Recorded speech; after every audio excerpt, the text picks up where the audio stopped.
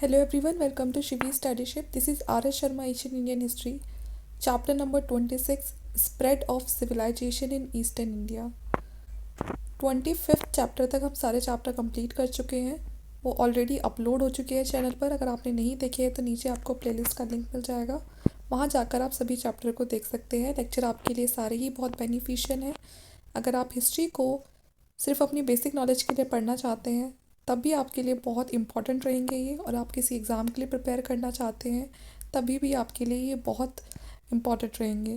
तो इसीलिए ही दोनों ही एस्पेक्ट में आप इन चैप्टर्स को देख सकते हैं।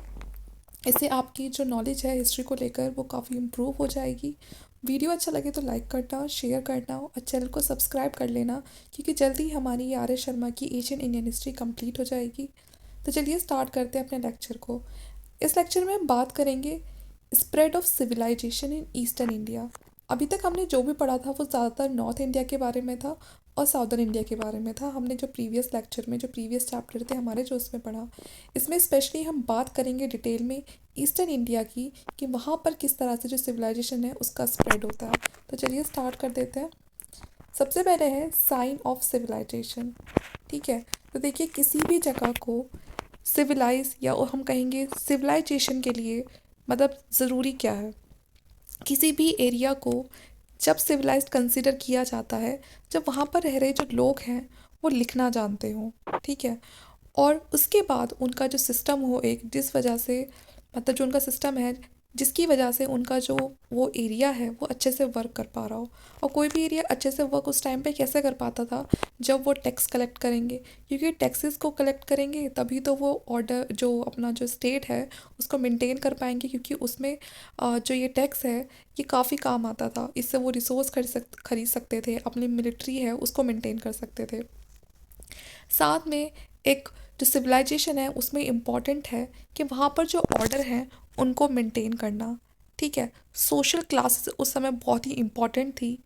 Produced specialist for performing priestly administrative and production function.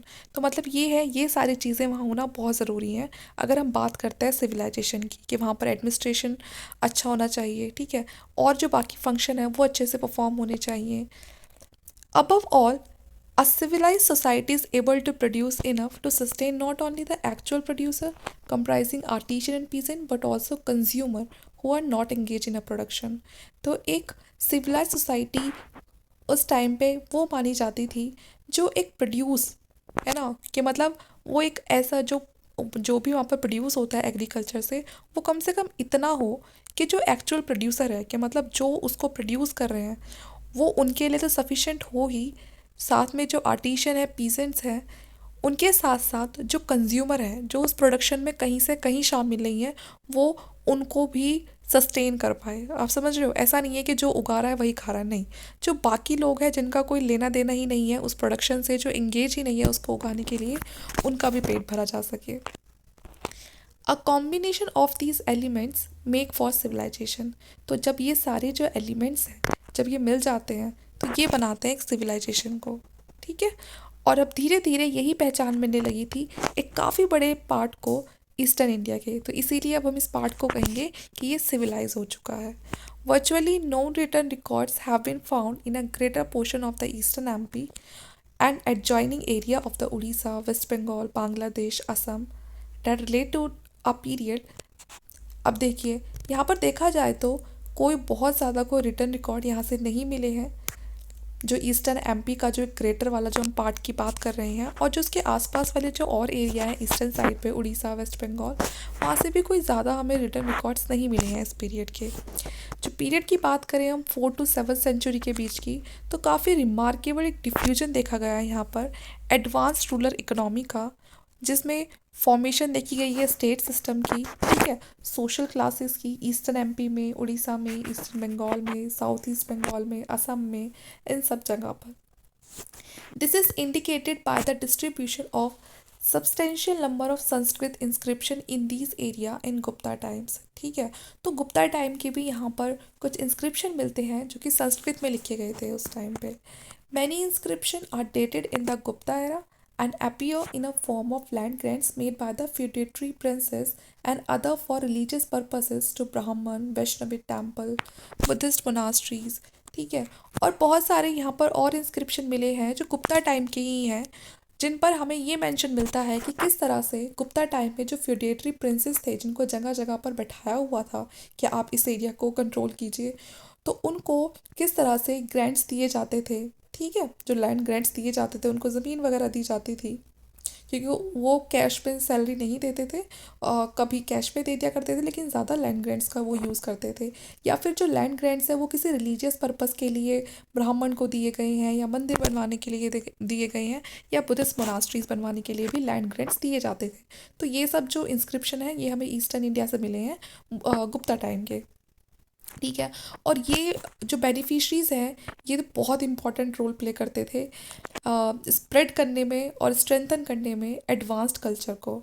And the process can be understood by attempting a survey wide region. और ये सब चीज़ें तब पता चलती हैं जब बड़े बड़े सर्वे किए जाते हैं। अब बात करते हैं उड़ीसा की, ईस्टर्न एंड साउदर्न एमपी की। ठीक है, तो देखिए जो कलिंग है, जो हमारा कोस्टल उड़ीसा बोल सकते हो आप, जो साउथ ऑफ महानदी, महानदी जो रिवर है उसके साउथ में है, ये काफ़ी ज़्यादा इम्पॉर्टेंट हो जाता है अशोक के टाइम पे। आप सबको पता है उड़ीसा की कलिंग की स्टोरी कि यहाँ पर जो अशोक है वो यहाँ पर अटैक करते हैं, जिसमें काफ़ी ज़्यादा खून खराब हो जाता है। और इसी के बाद जो अशोक है उनकी लाइफ में एक बहुत बड़ा चेंज आता है, और वो धमकी पॉलिसी को अपना लेते हैं कि अब से वो इस तरह का कोई लड़ाई झगड़ा जिसमें बहुत सारे लोग मारे जाएँ, ऐसा कुछ भी नहीं करेंगे। ठीक है, तो पहली बार ये जो स्ट्रॉन्ग स्टेट बन के अशोक के टाइम पे ही देखा जाता है। इसमें और रूलर भी आते हैं, जैसे कि जो खारवेल हैं वो आते हैं, had advanced as far as Magadh. और इनके टाइम पे जो ये कलिंग था ये काफ़ी ज़्यादा एडवांस्ड हो जाता है जैसे कि मगध था कभी। In the first and the second century जो पोर्ट थे उड़ीसा के, वहाँ पर आपको ट्रेड देखने के लिए मिलेगा, जो पर्ल्स होते हैं उनका, आइवरी का, मसलिन का, तो यहाँ पर अच्छा खासा ट्रेड हुआ है। जब हम एक्सकेवेशन करते हैं शिशुपालगढ़ की, जो कि एक साइट है कलिंग नगरी की, जो खारवेल की कैपिटल रही है, at a distance of 60 kilometre from Bhubaneswar, जो कम से कम 60 किलोमीटर की दूरी पर है भुवनेश्वर से। ठीक है ना, कलिंग नगरी। तो एल्डेड सेवरल रोमन ऑब्जेक्ट, तो यहाँ पर आपको बहुत सारे रोमन ऑब्जेक्ट मिलते हैं खुदाई करने पे, जिससे कि ये पता चलता है कि यहाँ पर ट्रेड कॉन्टैक्ट रहे हैं इन लोगों के, किससे, रोमन एम्पायर से। ठीक है, तो ये खारवेल की जो कैपिटल थी। अब इससे पता चलता है कि यहाँ पर जो रहने वाले जो लोग थे वो ट्रेड करते थे रोमन एम्पायर के साथ। तभी तो रोमन एम्पायर की जो कॉइन वगैरह हैं वो यहाँ पर मिले हैं, या उनसे जुड़े जो ऑब्जेक्ट मिले हैं। तो मतलब कहीं ना कहीं देखा जा रहा है कि जो ईस्टर्न साइड पर जो रह रहे जो लोग थे वो भी क्या होते जा रहे हैं, एडवांस्ड होते जा रहे हैं। जो ग्रेटर पार्ट है उड़ीसा का, पर्टिकुलरली जो नॉर्थ उड़ीसा वाला पार्ट है, neither experienced state formation nor much commercial activity. In the 4th century, Koshal and the Mahakantarak figured in the list of region conquered by Samudragupta. तो देखिए यहाँ पर बताया हुआ है कि जो ज़्यादातर जो ग्रेटर पार्ट है उड़ीसा का, जो पर्टिकुलरली उड़ीसा का नॉर्दर्न उड़ीसा वाला पार्ट की अगर हम बात करें, तो यहाँ पर ज़्यादा स्टेट फॉर्मेशन नहीं देखी गई, ना बहुत ज़्यादा कमर्शियल एक्टिविटी देखी गई। 4th सेंचुरी में जो कौशल था और जो महाकंतारा था, figured in the list of region, उनको इस एरिया में रखा है जिसको समुद्रगुप्त ने जीत लिया था। मतलब इन दोनों ही एरिया को जो समुद्रगुप्त है उन्होंने जीत लिया था। और बहुत सारा जो पार्ट है समुद्रगुप्त ने नॉर्दर्न और वेस्टर्न उड़ीसा का, वो भी अपने अंडर ले लिया था। From the second half of the 4th century to the six century, sorry, बहुत सारे जो स्टेट थे उड़ीसा में उनकी फॉर्मेशन होती है, जिसमें से कम जो 5 होते हैं उनका क्लियरली हम उनको आइडेंटिफाई कर सकते हैं, मतलब वो काफ़ी इंपॉर्टेंट रहे हैं। जो मोस्ट इम्पॉर्टेंट स्टेट है वो है मराठा, सॉरी, माथरास। ओके, माथरास, इसको पितृ भक्त भी बोलते हैं, who at the peak of their power dominated the area between Mahanadi and the Krishna. और ये काफ़ी अपने पीक पर रहा है, और ये जो एरिया है ये आपको महानदी रिवर और जो कृष्णा रिवर है इन दोनों के बीच में दिखाई देगा। इनके जो कंटेम्प्रेरीज हैं और जो नेबर हैं वो कौन कौन थे, वशिष्ठ, नालाज, ठीक है ना, और ये मानस। ठीक है, तो ये इनके नेबर थे जो इनके साथ साथ यहाँ पर रूल कर रहे थे। ठीक है, जो हमने पढ़ा ना ये माथरास है ना, इन्हीं के ये नेबर थे, और ये सब एक साथ ही रूल कर रहे थे अपने आसपास वाले क्षेत्रों में। Vasishthas ruled on the border of the Andhra in south Kalinga. तो ये लोग कहाँ पर रूल कर रहे थे, ये जो आंध्रा वाला क्षेत्र है या आप साउथ कलिंग बोलो तो ये वहाँ पर रूल कर रहे थे। अगर हम नल्लास की बात करें तो ये जो फॉरेस्ट एरिया है महाकंतारा का, ये वहाँ पर रूल कर रहे थे। जो मानस है वो कोस्टल एरिया पर रूल कर रहे थे जो महानदी के नॉर्थ में है। ठीक है। स्टेट डेवलप हो रहे थे क्योंकि यहाँ पर टैक्सेशन सिस्टम था, एडमिनिस्ट्रेशन सिस्टम था, मिलिट्री ऑर्गेनाइज थी, तो इसलिए स्टेट भी अच्छे से डेवलप कर रहा था। The Nalas and the probably the Manas also evolve their system of coinage. ये दोनों ही के पास कॉइनेज सिस्टम था। देखिए अगर मैं इनको सही से प्रोनाउंस नहीं कर पा रही हूँ तो उसके लिए I am really very sorry. आप चाहे तो जो स्पेलिंग है या फिर आप जैसा मर्जी खुद से जैसे भी प्रोनाउंस करते रहे हैं आप वैसे करिए, बाकी आप स्पेलिंग पे ध्यान देना और थोड़ी खुद से पहचान करने की कोशिश करना। बाकी जिस तरह से जो बुक में लिखा हुआ है मैं आपको पूरा उस तरह से समझाने की कोशिश करूँगी। ठीक है। ईच किंगडम फेवर्ड द ब्राह्मण। ये जितने भी किंगडम थे सब ब्राह्मण को फेवर करते थे, उनको लैंड ग्रांट्स देते थे, उनको बुलाते थे बाहर से। ठीक है। जो वो किंग के लिए, क्योंकि वो किंग के लिए वही लोग वैदिक सेक्रीफाइस वगैरह करते थे। ठीक है। और अपनी पावर को, प्रेस्टीज को, इन सबको बढ़वाने के लिए ये सारे पूजा पाठ वगैरह करवाते थे। ठीक है। During this period, elements of advanced culture were not confined to the coastal belt known as Kaling, but were also apparent in other part of the Orissa. ठीक है। तो देखिए यहाँ पर जो ये एडवांस कल्चर इस टाइम पे देखा जाता है, ये कोई एक छोटे से कलिंग तक ही नहीं रह गया था कि बस कलिंग तक ही रह गया, नहीं, बल्कि उससे जुड़े जो दूसरे पार्ट थे उड़ीसा के, ये वहाँ तक गया है। इस तरह का जो ये एडवांस कल्चर है। जो नल्ला की जो गोल्ड कॉइन है वो हमें एमपी तक मिले हैं, जो ट्राइबल बस्तर एरिया है एमपी में वहाँ तक मिला है। ठीक है। Economic system in which gold money was use is large transaction. तो यहाँ पर जो गोल्ड मनी है उसको बड़े बड़े ट्रांजेक्शन में यूज़ किया गया है। ठीक है। और served as a medium of payment to high functionaries, और बड़ी बड़ी पेमेंट जो की जाती थी हाई फंक्शनरीज को, जो बड़े बड़े ऑफिसर्स होते थे उनको भी बड़ी बड़ी पेमेंट के लिए इन गोल्ड कॉइन का यूज़ किया गया है। जो मानस थे उन्होंने कॉपर कॉइन को इशू कराया था। ठीक है। Employs the use of metal money even by the artisan and peasant. ठीक है। और यहाँ तक कि जो मेटल मनी है उसका यूज़ तो जो आर्टिशन और पीजेंट है वो भी किया करते थे। बहुत सारे जो स्टेट हैं added to their income by forming new physical units. बहुत सारे जो स्टेट थे उस समय उन्होंने अपनी इनकम को मतलब बढ़ाने के लिए या अपनी इनकम में कुछ ऐड करने के लिए उन्होंने मतलब दूसरी यूनिट्स भी चलाई थी, अपनी इनकम के लिए दूसरी यूनिट्स भी चलाई थी। यही नहीं था कि कोई कॉइनेज सिस्टम ही था, बल्कि दूसरी भी उस टाइम पे जो फिजिकल यूनिट्स है वो चलाई गई थी, खासकर जो रूरल एरियाज था। माथरास क्रिएटेड अ डिस्ट्रिक्ट। जो माथरास थे इन्होंने डिस्ट्रिक्ट क्रिएट की थी। ठीक है। जिसका नाम था महेंद्र भोग, और ये कहाँ पर था, ये महेंद्र माउंटेन्स में था। And also ruled over a district called Dantya sorry दंत यवागु भोग। ठीक है ना, दंत यवागु भोग ये दूसरी डिस्ट्रिक्ट का नाम है। ठीक है। Which apparently supplied ivory and rice crucial to it administrator though it had been created in backward area. ठीक है। और क्या करते थे ये जो यहाँ के लोग थे, ये राजा को अपनी जो भी इनका प्रोड्यूस होता था, ठीक है, आइवरी हो है या फिर राइस है, जो भी उनके पास चीज़ें होती थी वो उसको क्या करते थे, जो एडमिनिस्ट्रेटर है उसके पास सप्लाई करते थे। ठीक है। माथरास जो थे उन्होंने हम कह सकते हैं धर्म दान, मतलब धर्म के नाम पे जो दान होता है एक वो भी क्रिएट किया था जिसे अघारास बोलते थे, which consisted of land and income from villages and were mean to support the religious and the educational activities of the ब्राह्मण।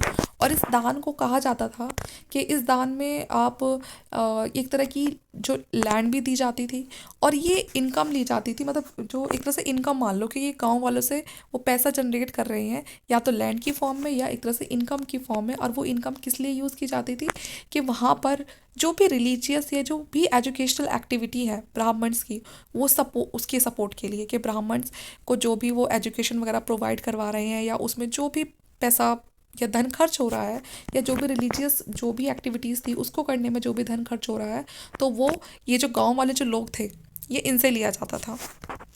सम अघारास हैड टू पे टैक्सेस। तो बहुत सारे जो अघारास थे उनको टैक्स पे करना ही पड़ता था। Elsewhere in the country they were tax free. ठीक है।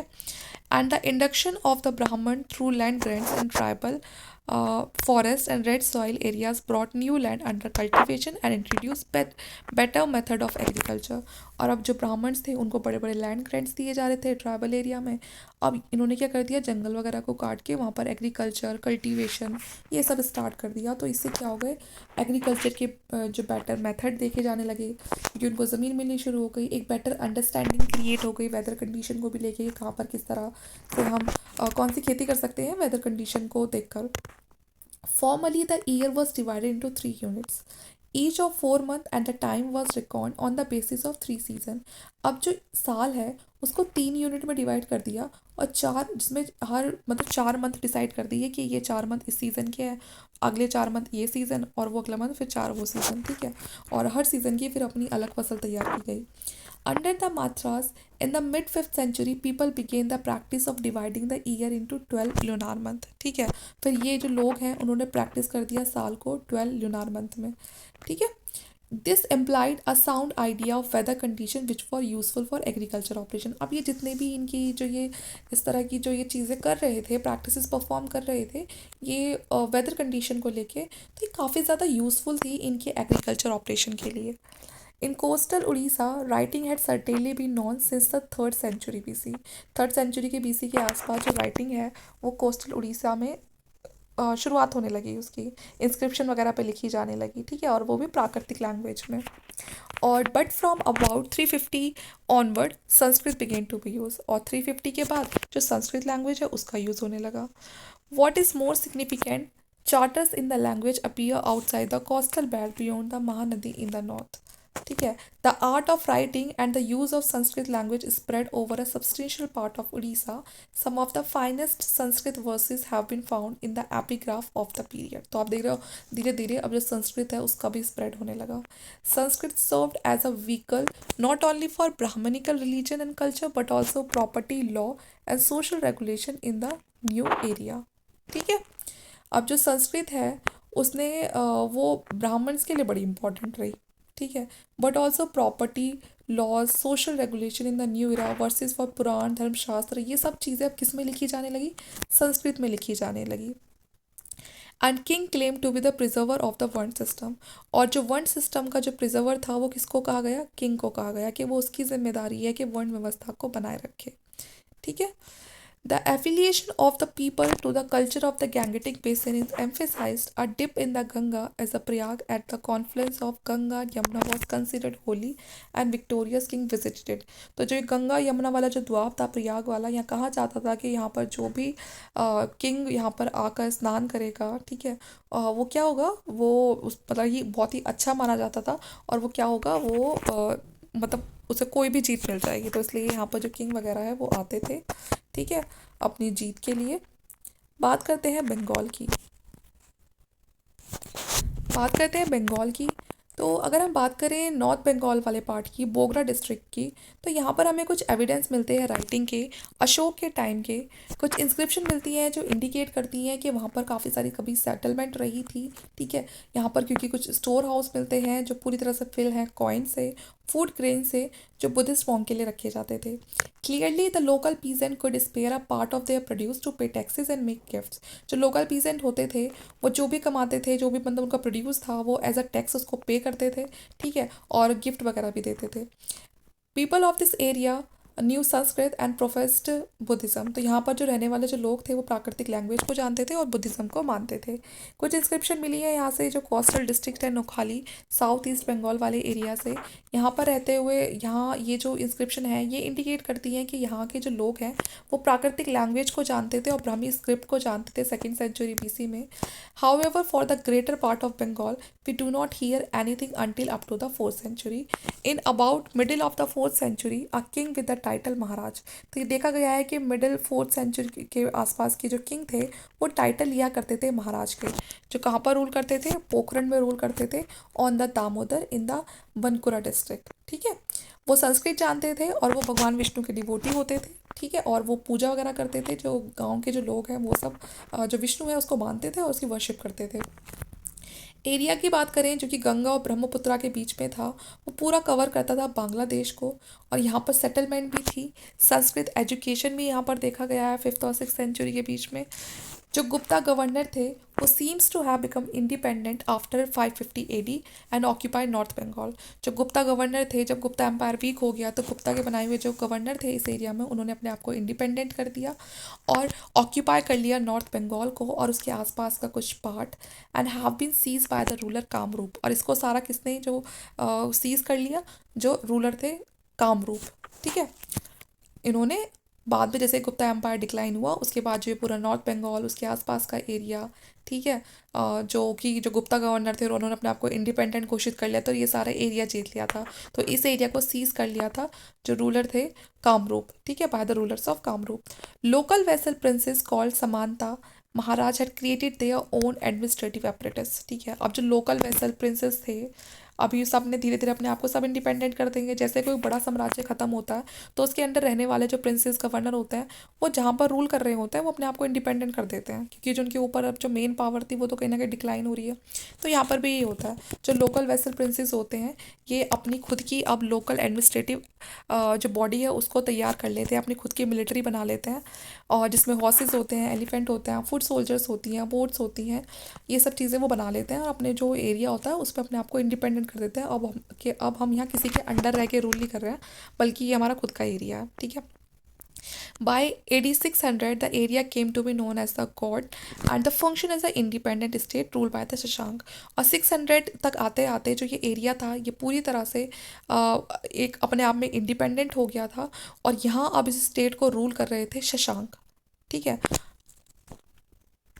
फॉर अ सेंचुरी, और इस टाइम पे जो हर्ष थे अब उनका भी टाइम पीरियड शुरू हो गया। जो हर्ष है हम देखेंगे किस तरह से जो कन्नौज के रूलर बनते हैं हर्षवर्धन, तो ये उन्हीं से जुड़ी हुई इनकी बता रहे हैं कि शशांक के टाइम पे जो हर्ष थे वो उनके एडवर्सरी थे, वो भी रूल कर रहे थे। आगे इन दोनों में फाइट भी होती है, वो हम सब आगे पढ़ेंगे हर्ष के टाइम पे। For a century from 430 to 3 we noticed that a series of land sale document recorded on copper plate। तो 432 AD के आसपास आप देखोगे कि जो लैंड को बेचने के जो रिकॉर्ड थे, जो डॉक्यूमेंट थे, अब उनको भी मेंटेन किया जाने लगा और वो किस पे किए जाते थे? कॉपर प्लेट पे किए जाते थे। Pundravardhana bhukti which covered almost the whole of the north Bengal, now mostly in Bangladesh. ठीक है, most of the land transaction indicate land was purchase with gold coin. तो जो भी लैंड ट्रांजेक्शन हुई है वो ज़्यादातर उस टाइम पे गोल्ड कॉइन से हुई हैं, जिन्हें दिनार बोलते थे। Once land for given for religious purpose the donees did not have to pay any tax. जब किसी भी लैंड को रिलीजियस पर्पज़ के लिए दिया जाता था तो वहाँ पर जो भी रिलीजियस पर्पज़ के लिए जो भी बनता था, वहाँ पर मान के चलो वो कोई भी लैंड है मंदिर बनाने के लिए दिया है तो मंदिर में रह रहे जो पुजारी थे उनको उस लैंड पर किसी भी तरह का कोई टैक्स वगैरह नहीं पे करना पड़ता था। लैंड ट्रांजेक्शन थी वो इन्वॉल्वमेंट शो करती थी किसकी? स्क्राइब्स की, मर्चेंट की, आर्टिशन की, लैंडेड क्लासेस की, and the like in local administration which was meant by the governor appointed by the Gupta emperor. ठीक है, तो इन सब का इन्वॉल्वमेंट होता था जब लैंड ट्रांजेक्शन होती थी। The land sale document not only indicate the existence of different social group and local functionary but also shed valuable light on the expansion of agriculture. ठीक है, तो कोई भी जब लैंड वहाँ पर बेची जाती थी तो वो बताती थी कि एग्जिस्टेंस डिफरेंट सोशल ग्रुप का, बहुत सारे लोकल फंक्शनरीज़ का। ठीक है, वहाँ पर फिर बाद में एग्रीकल्चर वगैरह भी देखा गया है। Generally land purchase for religious endowment is described as fallow, uncultivated and therefore untaxed. जैसे मैंने बताया जो लैंड परचेज की जाती थी रिलीजियस किसी भी वर्क के लिए, ठीक है, वो या तो खाली होती थी या अनकल्टिवेटेड होती थी और टैक्स फ्री होती थी जिसमें कोई टैक्स वगैरह नहीं है। Without doubt the effort of grand was to bring such plot of land within the purview of cultivation and settlement. ठीक है, डेल्टाइक पोर्शन की बात करें बंगाल वाले एरिया की, जो कि ब्रह्मपुत्रा जो रिवर है उसकी वजह से बना है, उसको बोलते थे Samatata, which was made to acknowledge the authority of Samudragupta in the 4th century and covered south east Bengal. तो ये एक टाइम पे ये समुद्रगुप्त के कंट्रोल में था पूरा south east Bengal. A part of this territory may have populated and important enough to attract the attention of Gupta conqueror। और ये जो टेरिटरी थी यहाँ पर इतनी पॉपुलेशन तो थी और ये आपने अपने आप में इतना, तो ये जो एरिया इतना तो प्रॉस्पेरस था कि जो गुप्ता कॉन्क्वायर थे उनकी अटेंशन को अपनी तरफ अट्रैक्ट कर सके। ये जो एरिया है ये जो रूल नहीं किया गया, ये जिस पे ब्राह्मण का कभी रूल नहीं है, जो ब्राह्मण प्रिंसेस थे उनके द्वारा इस पर रूल नहीं किया गया। It neither use Sanskrit nor adopted the one system. और इस एरिया पे जो नॉर्थ बंगाल वाला ये जो एरिया है ठीक है। यहाँ पर ना तो संस्कृत को अडॉप्ट किया गया और ना यहाँ पर वर्ण सिस्टम था। From about 525 AD onward the area developed a very organise state. और 525 AD के बाद आप देखोगे कि यहाँ पर एक ऑर्गेनाइज स्टेट की तरह ये देखा जाता है, ठीक है। And covering Samatata and a portion of Vanga which lay on the western boundary of Samatata, it is called the kingdom of Samatata और वेंगा, हुज रूलर इंक्लूडिंग समा हरदेव, ठीक है। बाद में चल के ये देखोगे ये पूरा का पूरा ये जो एरिया है, ये जो राजा होते हैं हरादेव, ये इस पूरे एरिया को ऑक्यूपाई कर लेते हैं और यहाँ पर जो किंगडम है एक समातता, ये जो किंगडम है ये इस्टेब्लिश हो जाता है। इसको वंगा भी बोलते हैं, ये जो समातता है इसको वंगा किंगडम भी बोल सकते हो आप। तो ये आगे चल के पूरा इनके कंट्रोल में आ जाता है ये जो पूरा एरिया है, ठीक है, नॉर्थ बंगाल वाला। और ये भी अपने गोल्ड कॉइन वगैरह इशू करते हैं second half of 6th century में। In addition to this state in 7th century, there existed the state of Khardang, literally swordsman in the Dhaka area. There was also the kingdom of Brahman feudatory called Loknath, that of the Rathas owned in Komila area. ठीक है। All these princes of south east and central Bengal issue land grants in the 6th and 7th century। तो यहाँ पर रहने वाले जितने भी छोटे मोटे जो भी प्रिंसेस थे, चाहे कोई ब्राह्मण फ्यूडेटरी हो, ठीक है, और भी छोटे जो प्रिंसेस थे साउथ ईस्ट वाले एरिया में, सेंट्रल बंगाल वाले एरिया में, क्योंकि ये सब आप नाम से ये सब चीज़ें याद नहीं रख सकते हो। यहाँ पर सिर्फ आपको अपना एक जनरल हम कह सकते हैं, आपको बस इतना सोच के चलना है कि यहाँ पर जो नॉर्थ बंगाल है या जो बंगाल वाला एरिया है ईस्टर्न वाला, यहाँ पर जो भी उस समय जो भी गवर्नर थे या फ्यूडेटरी जो प्रिंसेस थे, धीरे धीरे सबने अपने आप को इंडिपेंडेंट कर लिया था, अपने कॉइन चला रहे थे, ठीक है। फिर टैक्सेस जो सिस्टम है उसको लागू कर दिया था सभी पे। Like the Orissa king they too created agraharas. तो यहाँ पर भी जो उड़ीसा किंग की तरह इन्होंने भी क्या कर दिया था, यहाँ पर भी उन्होंने धर्मदान के लिए, ठीक है, कि कोई भी अगर रिलीजियस पर्पस के लिए एजुकेशनल एक्टिविटी के लिए कुछ भी पैसा लगता है तो हम यहीं से लेंगे, ठीक है। और ये कौन देते थे, ये जो विलेज के लोग थे वो देते थे। द लैंड चार्टर यहाँ पर जो भी है वो सारे संस्कृत लैंग्वेज में लिखे गए हैं, ठीक है। At the same time they attest to the expansion of cultivation rural settlement. साथ में कल्टीवेशन भी होती है, वही है धीरे धीरे जहाँ पर कोई भी स्टेट बनेगा कल्टीवेशन स्टार्ट हो जाएगी, सेटलमेंट स्टार्ट हो जाएगी। एक फिजिकल और एडमिनिस्ट्रेटिव यूनिट यहाँ पर लागू हो जाती है जिसको बोलते हैं दंड भुक्ति, ठीक है, which was form in a border area Bengal और उड़ीसा। जो बंगाल और उड़ीसा का जो बॉर्डर एरिया है वहाँ पर फॉर्म की जाती है। दंड मीन पनिशमेंट, ठीक है, तो ये दंड मीन यहाँ पर क्या था, पनिशमेंट, और bhukti mean enjoyment. The unit was apparently to pacify and suppress the tribal inhabitant of that region. तो कहीं ना कहीं जो ये यूनिट थी, जो ये बनाई गई थी फिजिकल एडमिनिस्ट्रेटिव यूनिट, इसने काफ़ी दबाया है जो यहाँ पर रह रहे जो ट्राइबल जो पीपल थे, ठीक है। और इन्होंने प्रमोट करा संस्कृत लैंग्वेज को, ठीक है, और इसी से जुड़े जो दूसरे जो कल्चर थे ट्राइबल एरिया में। This was also true that Vardhaman Bhukti, of which we hear in the 6th century. In the southeast Bengal, in the Faridpur area, 5 plots of land granted to a Buddhist monastery was declared waste and waterlogged. They paid no tax to the state. बहुत सारी जो ये ज़मीन थी 5 plot of land इनको Buddhist monastery को दे दिया था, जिससे स्टेट को काफ़ी नुकसान था।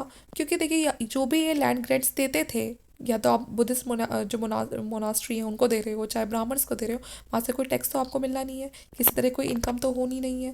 और यही लैंड अगर आप किसी और को देते हो तो वहाँ से वो कल्टीवेशन होगा, वो टैक्स पे करेंगे, तो अच्छी खासी स्टेट को इनकम हो जाती थी।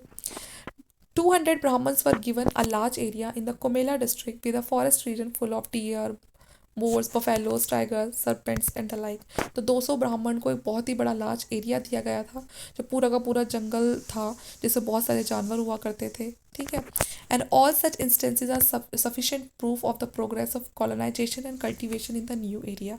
और इससे कहीं ना कहीं पता चलता है कि ये अपने आप में बहुत था कॉलोनाइजेशन के लिए। कॉलोनाइजेशन कैसे होगा, जो ब्राह्मण है ये यहाँ पर अपनी अपनी चलाएंगे, ठीक है, इस एरिया को अपना पूरा खुद का समझेंगे, ऊपर से इनको यहाँ पर कोई टैक्स भी नहीं दे रहा, दूसरों से काम करवाएंगे, ठीक है।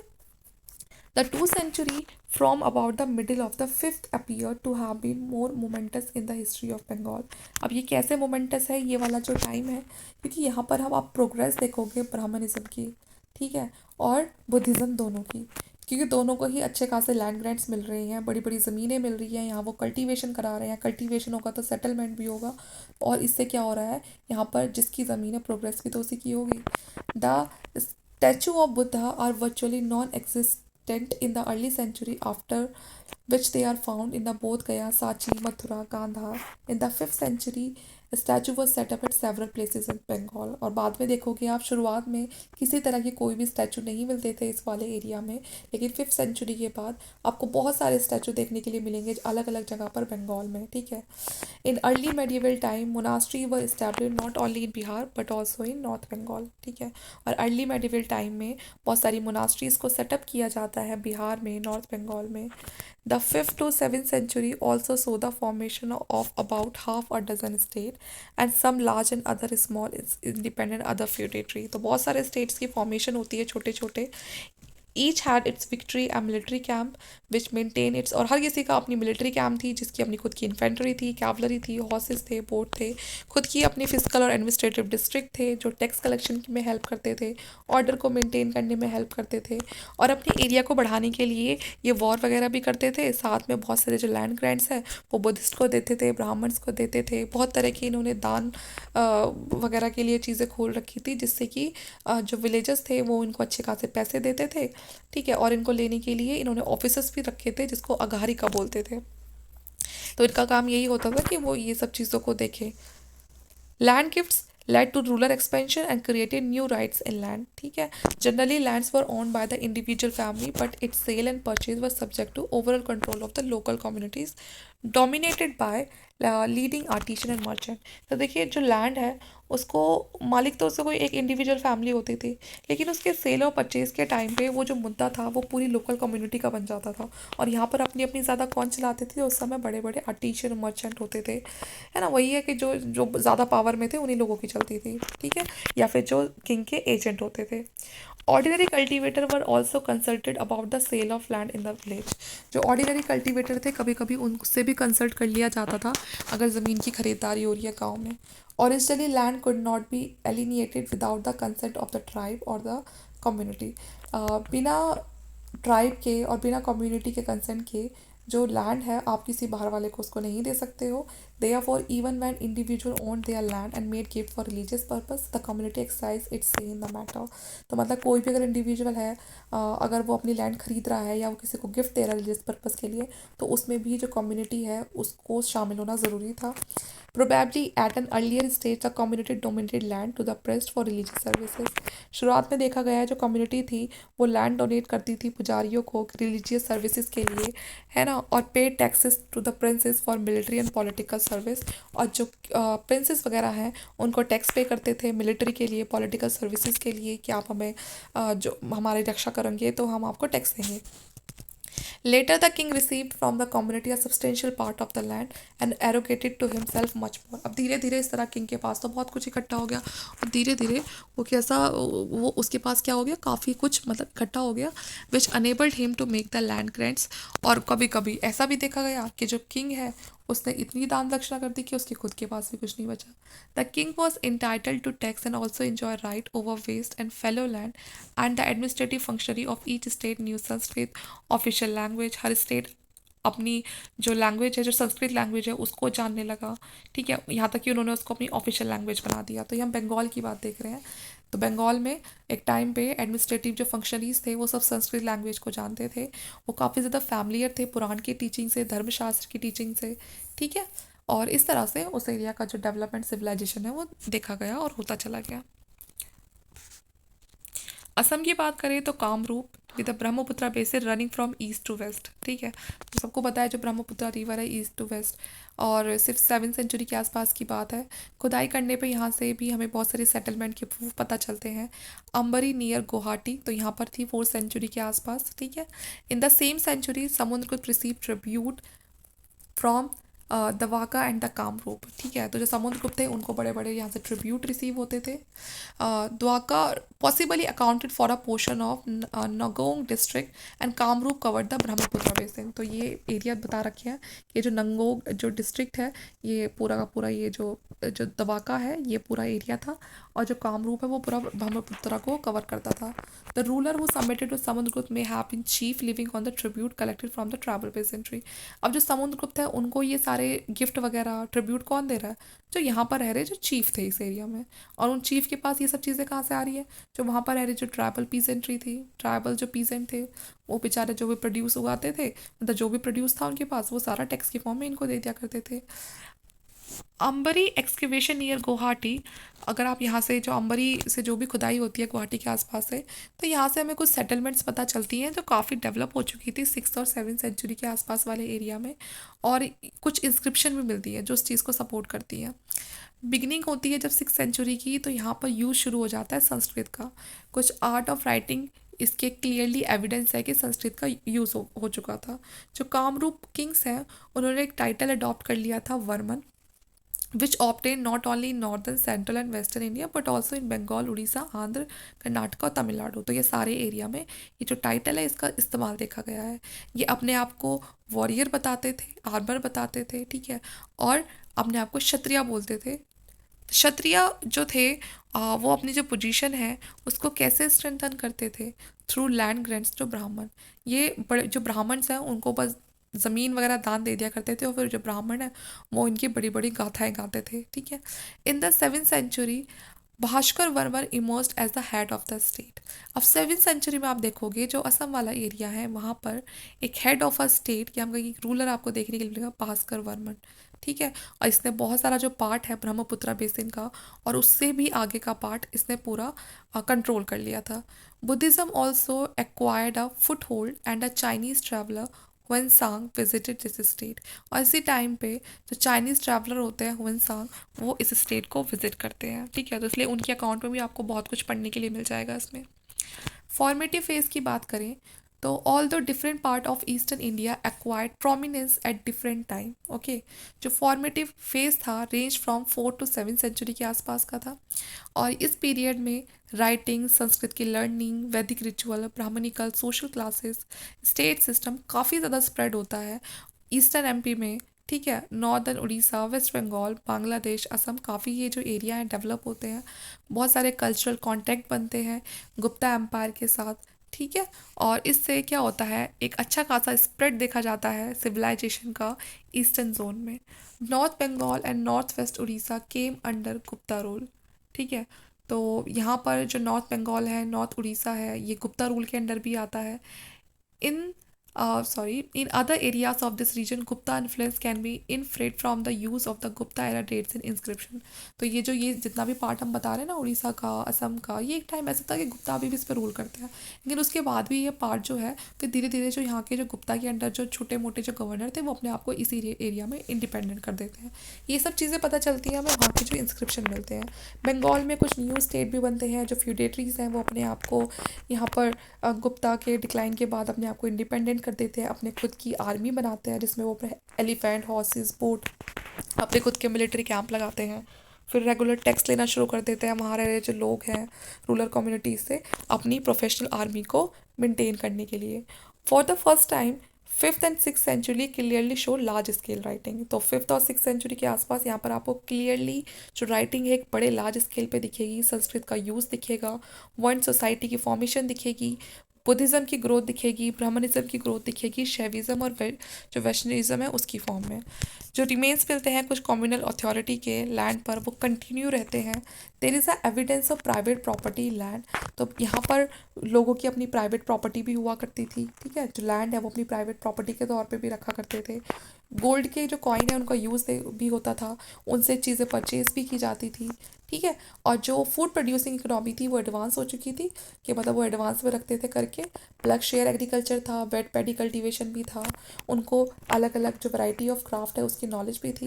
जो कालिदास है उन्होंने बताया है कि जो ट्रांसप्लांटेशन होता है ना पैडी का, ठीक है, तो वो भी लोगों को आने लगा था। But we do not know whether the practice was indigenous or came from Magadh. लेकिन ये नहीं पता कि इस एरिया में ये जो उड़ीसा में ये जो चीज़ें थी ये इंडिजीनियस थी, यहाँ के लोगों को खुद से आई, या फिर ये सब चीज़ें उन्होंने मगध के जो लोग थे उनसे सीखी। North Bengal produce high quality sugar cane. North Bengal के जो लोग थे वो एक अच्छी खासी मतलब वो बहुत ही हाई क्वालिटी का जो शुगर केन है उसको प्रोड्यूस करते थे। एंड ये सब जो चीज़ें हैं ये सफिशेंट थी ठीक है, वहाँ पर रह रहे जो लोग हैं, जो सरकार है, उनको सस्टेन करने के लिए। और धीरे धीरे ऐसे ही जो रूरल सेटलमेंट है वो काफ़ी तेज़ हो जाती है वहाँ पर, और लोग रहने शुरू कर देते हैं, जो कि एक अनऑक्यूपाइड एरिया था। A connected narrative of Princess dynasty and their feudatories, all revolving around a central power, cannot be written, but there is no doubt about the cultural evolution and the development of civilisation. ठीक है, तो यहाँ पर इन सब चीज़ों से ये चीज़ तो बिल्कुल क्लियर होती है कि ये जो फेड्यूटरीज थे, इस बात का तो कोई भी प्रूफ नहीं है कि पूरी तरह से ये पावर को अपने कंट्रोल में कर पाए थे या नहीं कर पाए थे, क्योंकि ऐसा कोई रिटर्न रिकॉर्ड नहीं है। लेकिन हाँ, ये चीज़ें ज़रूर पता चलती हैं कि कल्चरल एवोल्यूशन बहुत तेज़ी से हो रहा था यहाँ पर, डेवलपमेंट हो रहा था सिविलाइजेशन का ईस्टर्न जोन वाला एरिया पे। और जैसे जैसे डिक्लाइन होता है और फॉल होता है गुप्ता एम्पायर का, तो यहाँ पर इसके जो आसपास वाले जो एरिया होता है गुप्ता एम्पायर के, जो बॉर्डर एरिया होते हैं, यहाँ पर काफ़ी अच्छी प्रोग्रेस फिर भी देखी जाती है, क्योंकि पॉसिबली जो यहाँ पर लोग थे, जो ट्राइबल चीफ थे, वो इस एरिया को रूल करना शुरू कर देते हैं, छोटे छोटे एरिया को। They apply to the red soil areas of west Bengal, north Orissa, adjoining area थे जो एमपी वाले, Jharkhand, were difficult to cultivate and settle. तो देखिए, ये तो बिल्कुल सच बात है कि जो वेस्ट बंगाल का में काफ़ी एरिया है, उड़ीसा का, तो यहाँ पर जो सॉइल है ना वो इतनी अच्छी नहीं है जैसे यूपी और बिहार की है। तो यहाँ पर कल्टीवेशन करना और एग्रीकल्चर करना थोड़ा तो डिफ़िकल्ट था। in applied even more to the jungle area with alluvial soil and heavy rainfall in Bangladesh and to the Brahmaputra basin। ठीक है, और अगर हम बात करें बांग्लादेश की, तो यहाँ पर काफ़ी हैवी रेनफॉल थी, और दूसरे जो जंगल वाले एरिया थे एलिवियल सॉइल के, ब्रह्मपुत्र बेसिन के, यहाँ पर जो फर्टिलाइजेशन था वो अच्छा था। ठीक है, तो इस तरह से हमारा जो पूरा लेक्चर है कंप्लीट हो जाता है। हमने देख लिया ईस्टर्न इंडिया में जो सिविलाइजेशन है वो किस तरह से फैला है।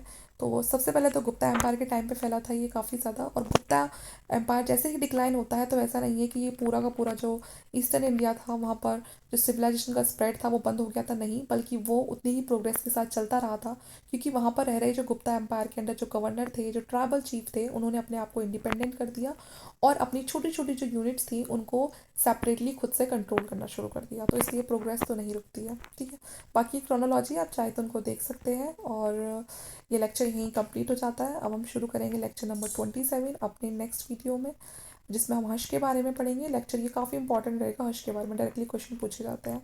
तो वीडियो आपको कैसा लगा कमेंट करके हमें ज़रूर बताइएगा। कोई भी डाउट आता है तो उसके लिए भी हमें कमेंट डाउन करें। और वीडियो अच्छी लगे तो प्लीज़ लाइक करना, शेयर करना और चैनल को सब्सक्राइब कर लेना और अच्छी वीडियोज़ के लिए। Thank you.